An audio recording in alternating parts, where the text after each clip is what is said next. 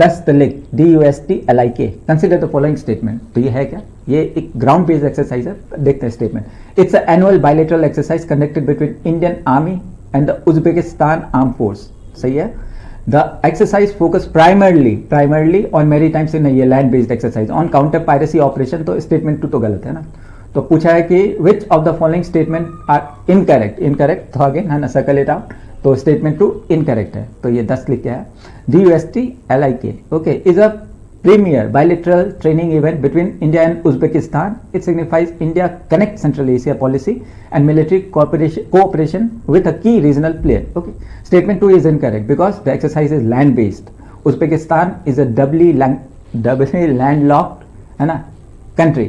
Thus the training focus on the land navigation, strike mission and seizure of bases rather than maritime operation. 2026 edition at the Guru Masari Field Training Area emphasize joint special operation to neutralize unlawful armed group. Okay, तो again this military exercise especially with these countries which are like है ना, जो हमारे लिए root होता है Europe जाने का, उज्बेकिस्तान और ये सब, तो बिकम्स जोग्राफिकली इंपॉर्टेंट। कौन कौन से नेबर्स है और पहाड़ नदी को इंपॉर्टेंट, तो वो और मिलिट्री एक्सरसाइज तो अगेन 1-2 सवाल तो होते हैं। Looking at the Jio politics right now, कब कौन किस पे वॉर करते कुछ पता नहीं चलता। राइट।